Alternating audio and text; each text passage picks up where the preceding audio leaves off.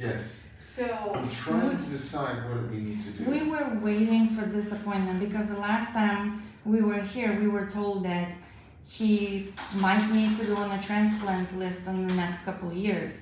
So if that's still the case, then that's why we were thinking about moving here.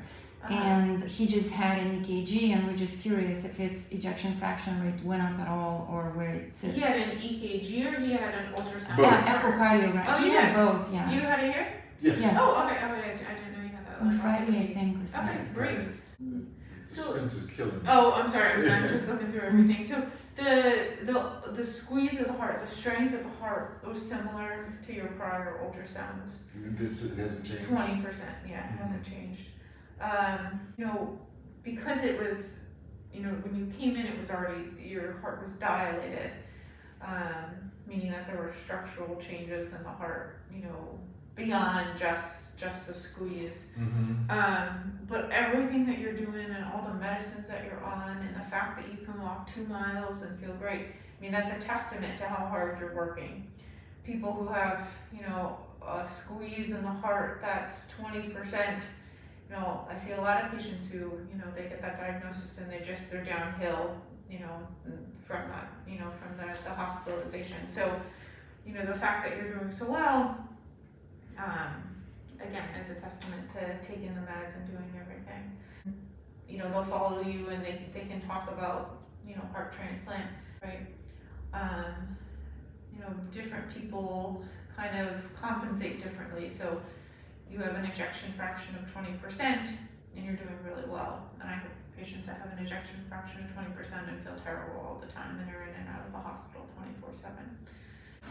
I want to do everything within my power to try to increase it. So any type of, eating or like you suggested, to be monitored, So sometimes these medicines that we put you on, sometimes can help improve the squeeze of the heart. But sometimes what they also do, and which, they also prevent the heart from, right, the ejection fraction from falling even further, 15 to 20%. I don't know that, that the heart is going to necessarily get stronger at this point, no matter what you do.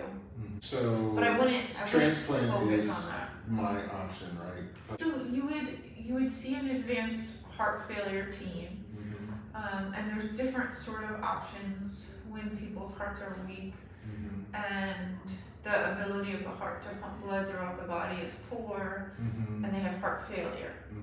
From mechanical support devices, so these are pumps that are surgically implanted, and that help move the blood throughout the body, and transplant. Okay, it's hard. And when it is time, it's a big team effort, and there's lots of pieces that go into it. You can establish yourself in a clinic, a cardiology clinic, and then I think an advanced heart failure clinic too, in Texas. Okay, and they can follow you there. If you want to move to New York. What would need to happen for him to need a heart transplant? What has to go bad?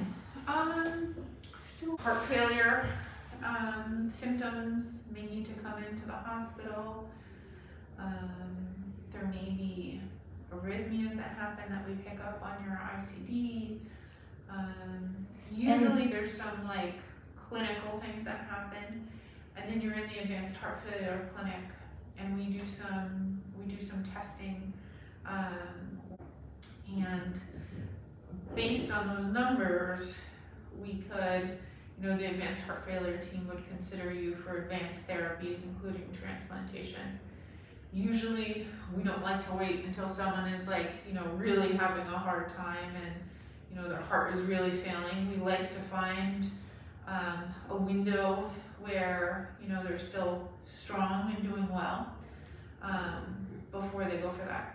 That being said, right, I would not recommend that you go and get the start this process now, right, and be listed, because a heart transplant lasts about, we don't know, we're doing more of them now, but, you know, about 10 years, you know, between